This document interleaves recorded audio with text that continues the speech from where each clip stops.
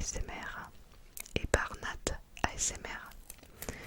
Donc j'arrive clairement après la guerre parce que beaucoup de vidéos sont sorties en même temps et moi je suis complètement à la ramasse en fait, comme d'hab. Mais je trouvais ça assez sympathique.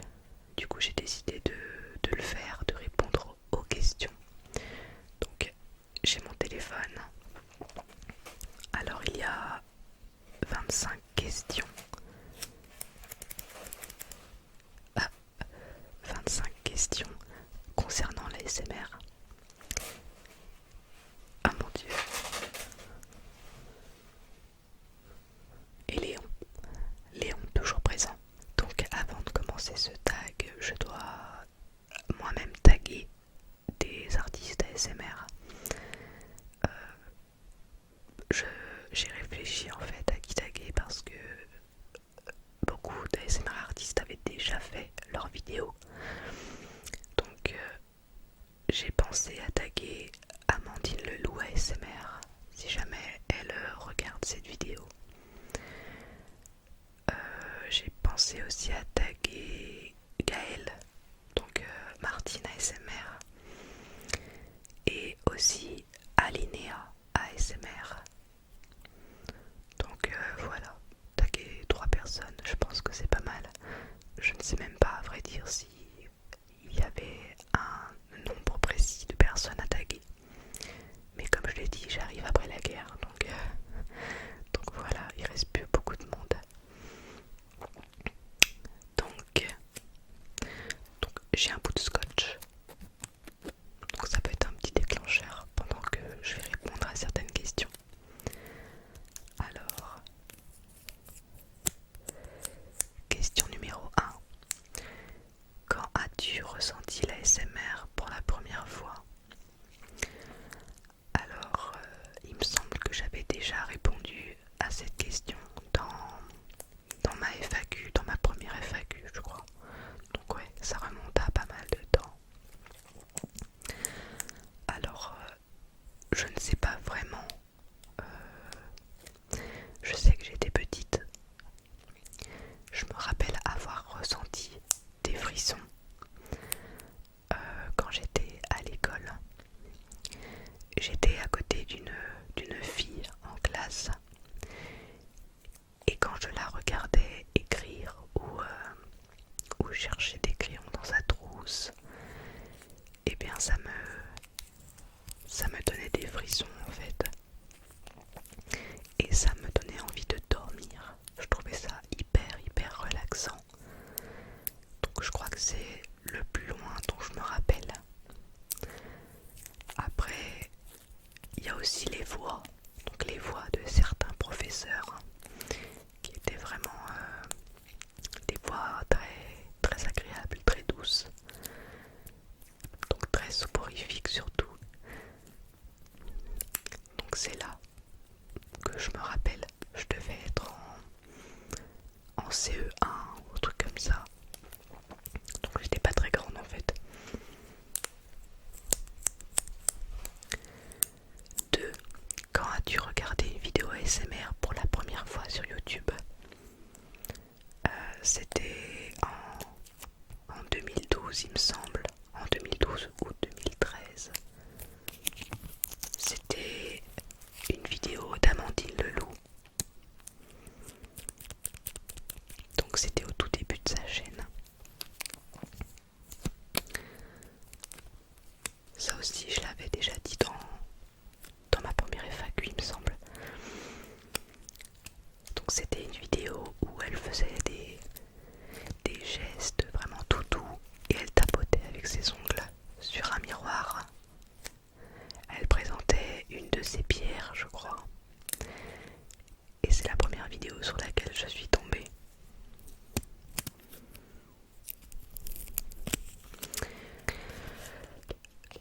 Numéro 3. Quelle est ta vidéo préférée d'ASMR non intentionnelle? Alors, j'ai pas vraiment de vidéo préférée, mais ça m'est déjà arrivé de ressentir de l'ASMR sur des vidéos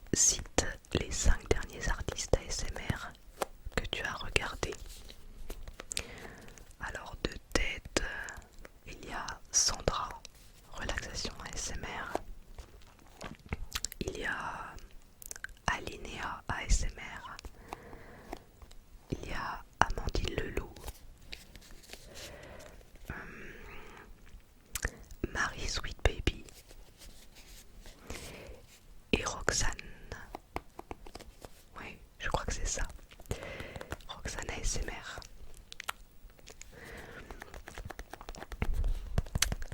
Numéro 5. Quel est le déclencheur que tu aimes le plus écouter? Donc moi ce que j'aime bien écouter c'est le chuchotement, le soft spoken, donc les voix douces comme Amandine Leloup d'ailleurs. Et j'aime beaucoup aussi le tapping très doux, vraiment très très doux.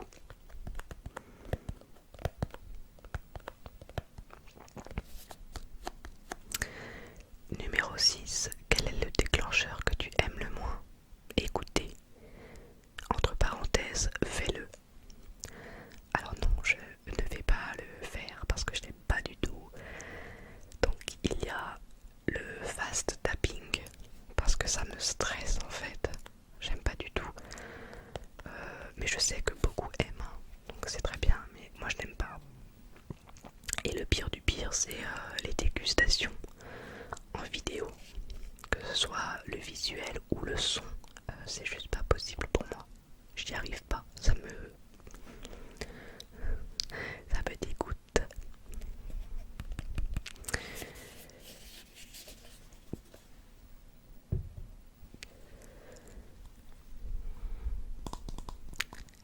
On va faire un petit peu de tapping sur le téléphone, vu que dès que je le lâche, il se met en veille. Numéro 7. As-tu recours à l'ASMR pour te détendre ou t'endormir? Oui, oui, oui et oui. J'écoute de l'ASMR tous les soirs, absolument tous les soirs, depuis des années déjà. Ça doit faire au moins 4-5 ans que j'en écoute tous les soirs. Je crois que c'est mon rituel de dodo en fait. Bah tiens, question 8. Quelle est ta routine du soir? Alors je sais pas ce qu'on entend par routine du soir en fait. Il y a Léon qui se réveille. Routine du soir, ben je mange, je me lave les dents, je vais aux toilettes et après je monte dans ma chambre, je me mets dans mon lit, je traîne sur internet pendant 1000 ans. Donc je traîne sur Instagram où je regarde les stories, je regarde et je réponds aux messages perso. Je vais sur Facebook et je fais un petit peu le tour de mon accueil, etc. Je vais sur YouTube et parfois je regarde des reportages. Et pour m'endormir, bien entendu, j'écoute de l'ASMR et je m'endors avec. Voilà, ma routine du soir.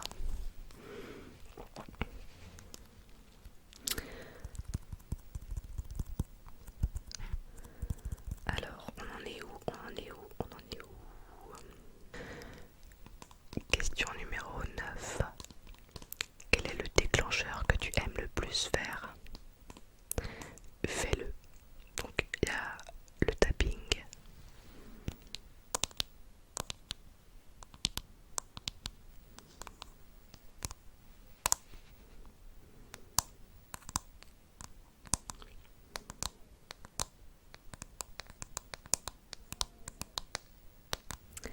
Et ça.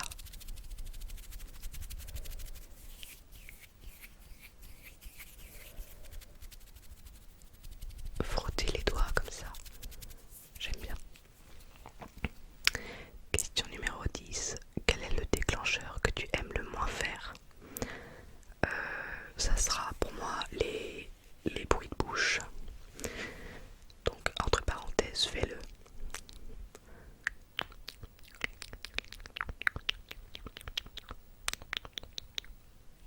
Voilà, vraiment un très très court échantillon parce que je sais qu'il y a beaucoup de personnes qui ne supportent pas ce genre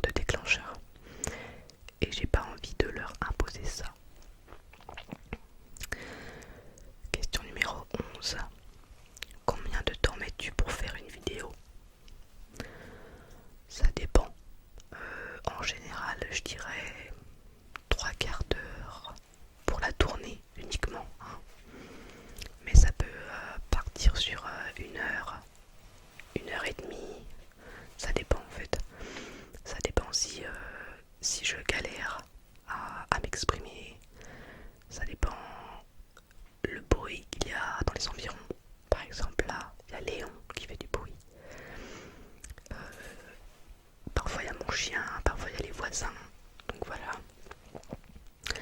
Après il y a le montage, donc ça c'est pareil, hein, ça dure longtemps, surtout quand on a eu beaucoup de petits hicks pendant la vidéo, beaucoup de coupures, et parfois ça va plus rapidement. Et après il y a le chargement sur YouTube, donc ça prend clairement une éternité, hein. Ça peut prendre 7 heures, 8 heures, voire plus pour les vidéos les plus longues. Donc ça prend vraiment beaucoup de temps. Question numéro 12. As-tu déjà eu des frissons en regardant l'une de tes vidéos? Non. Non et non. Numéro 13. Regardes-tu tes propres vidéos? Non et non. Je ne regarde absolument jamais mes vidéos. Je les regarde uniquement quand je les monte, et une fois que je les ai montées, je ne les regarde plus jamais. Je trouve ça hyper gênant de me regarder, de m'entendre et de me voir et tout. Non, je peux pas. Je ne regarde jamais mes vidéos. Donc voilà, ça ne me relaxe absolument pas, ça me gêne plus qu'autre chose en fait. Question numéro 14. Quel logiciel utilises-tu pour éditer tes vidéos?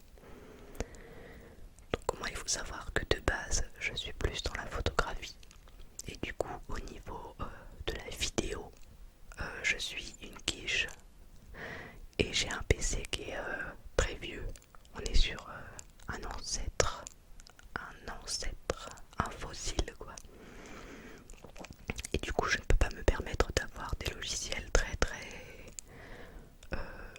performants, enfin qui demandent beaucoup de puissance. Et je ne peux pas non plus me permettre de prendre des logiciels compliqués parce que je ne maîtrise pas beaucoup le montage vidéo. Donc depuis le début je monte mes vidéos avec le logiciel Wondershare Filmora. Donc c'est vraiment tout simple, c'est le plus simple que j'ai trouvé, et voilà, ça me convient vu que je n'ai pas besoin de faire de montage de fou. Je me contente de couper les passages qui m'embêtent un petit peu ou qui ne sont pas relaxants, et c'est tout en fait. Ensuite, numéro 15. À quel moment de la journée tournes-tu tes vidéos? Donc comme beaucoup, je tourne mes vidéos le soir. Donc quand tout le monde est rentré chez soi, quand les gens dans ma maison sont couchés, quand les voisins sont couchés, ou du moins dans leur maison. Donc c'est le soir, voire en début de nuit, parfois, ouais, quand c'est le silence total, sans compter les voitures bien entendu, mais donc le soir ou la nuit. C'est très rare que je tourne en journée, tout simplement parce que je suis tout le temps dérangée. Il y a de la vie, c'est normal, hein, c'est la journée. Donc voilà.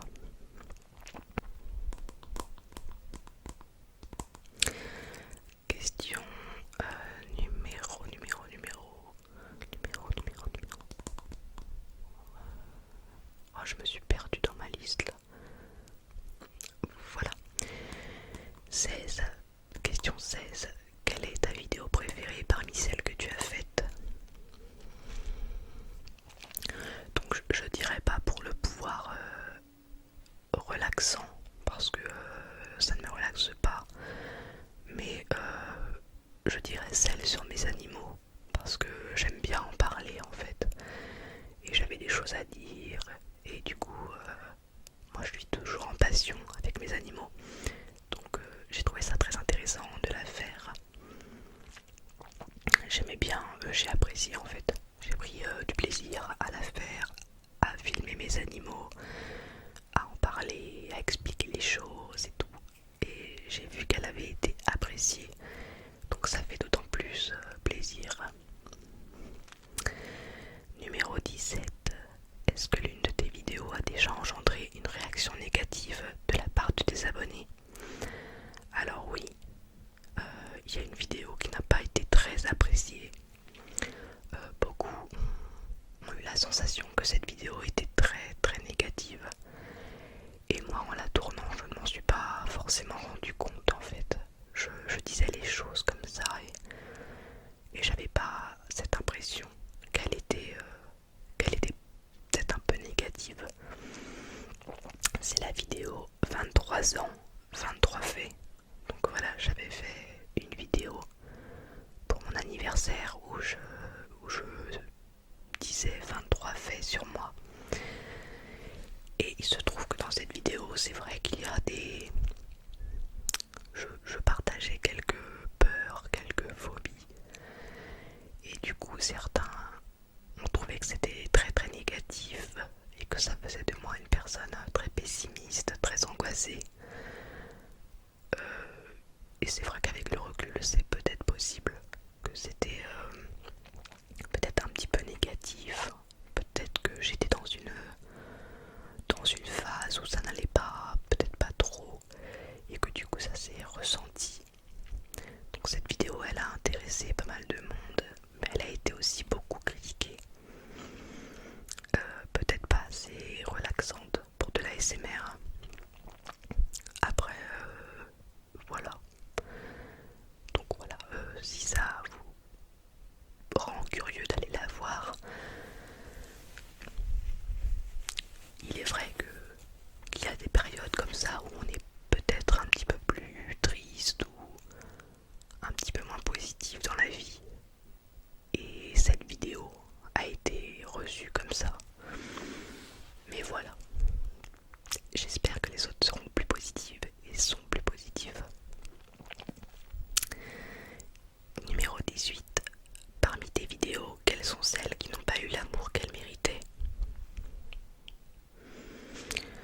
Ça, je sais pas trop.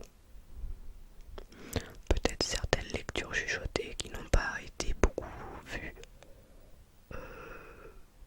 Ce sont des vidéos qui prennent pas mal de temps à être faites. Parce que c'est pas si simple que ça en fait de lire une histoire. Enfin, moi je trouve pas ça très facile. Et du coup, parfois des vidéos assez longues ne sont pas beaucoup regardées. Ça arrive. Après, je vois pas trop. Non, je sais pas trop. Peut-être celle qui parle de la dépression aussi, mais je peux comprendre que c'est des sujets que certaines personnes n'ont pas envie d'écouter avant de dormir. C'est compréhensible. Donc non, je sais pas. 19. Y a-t-il quelque chose que tes abonnés ignorent sur le backstage de tes vidéos? Donc non. Parce que je crois que j'en montre pas mal dans les bloopers des backstage de mes vidéos. Donc en fait je pète des petits câbles de temps en temps quand j'arrive pas à tourner quelque chose ou que j'arrive pas à aligner 3 mots sans bégayer. Voilà, je pense pas que vous ignorez grand chose. Non. Alors, numéro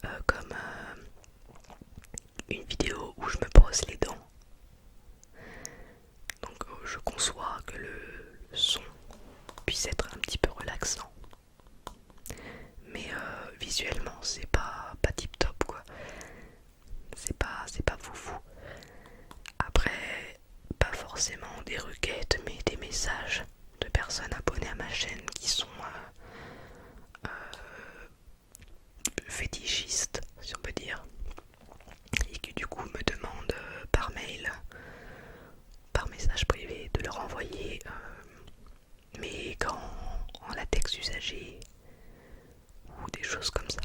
Enfin voilà, je pense que je ne suis pas la seule. Donc généralement je ne réponds pas à ce genre de messages, hein. Vous comprendrez que j'ai autre chose à faire. Numéro 21. Est-ce que ta famille et tes amis savent que tu fais des vidéos ASMR? Oui, ma famille sait que je fais des vidéos ASMR et ça ne leur pose aucun problème. Ça ne pose pas de soucis.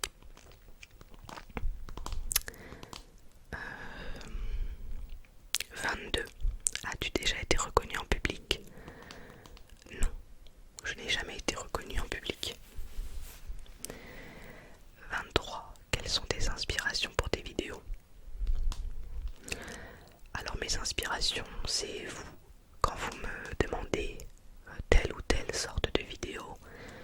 Et sinon c'est dans ma tête des idées qui viennent comme ça. Ou alors des objets qui m'entourent, qui m'inspirent des vidéos.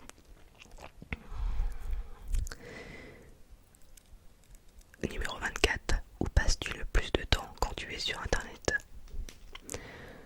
YouTube et Instagram. Parce que je regarde énormément de reportages et de vidéos sur YouTube. Et Instagram parce que j'aime bien. Il y a tellement de choses à découvrir sur Instagram. Donc on peut regarder des vidéos drôles, mais aussi des photos artistiques, des créations, enfin voilà, plein de choses. Et c'est vrai que je me perds très souvent sur YouTube et sur Instagram au fil de mes recherches. Et numéro 25, quel serait le conseil que tu donnerais à quelqu'un qui souhaite se lancer dans l'ASMR? De se lancer en fait, d'oser se lancer. Parce que je reçois pas mal de messages de personnes qui me demandent comment faire, quoi faire, qui aimeraient se lancer mais qui ont un peu peur. Donc je vous dirais d'ignorer les commentaires négatifs parce que oui, il y en aura, c'est sûr, il y en a partout, tout le monde en a, c'est comme ça. Et ensuite, faire ce que vous aimez et faire si vous aimez en fait, ne pas vous forcer à faire de la SMR comme ça. Il faut le faire parce que vous en avez envie, sinon ça va vite vous saouler. Puis faire les choses comme vous le sentez en fait. Vous verrez bien les retours sur vos vidéos et ça pourra vous aider pour les prochaines vidéos. Mais juste vous lancer avec votre téléphone, pas forcément de micro au départ en fait. Certaines personnes arrivent à faire de très bonnes vidéos sans micro spécifique. Donc voilà, essayez juste oser faire vos vidéos si vous avez envie d'en faire. Et voilà. Donc j'ai fini ce tag ASMR. Je suis désolée, j'allais un petit peu vite à la fin parce que je vois que la petite icône de ma batterie est rouge. Ça veut dire que ça va pas tarder à s'éteindre. Et j'ai pas envie de perdre mon fichier en fait.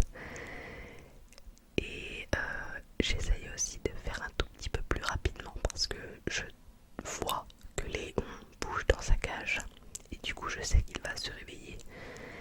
Et je ne sais pas quand il se rendormira. Donc voilà. Je suis désolée pour le peu de déclencheurs qu'il y a dans cette vidéo. En fait, mon téléphone n'a pas beaucoup de batterie lui non plus. Et du coup, la mise en veille se fait très rapidement. Et si je le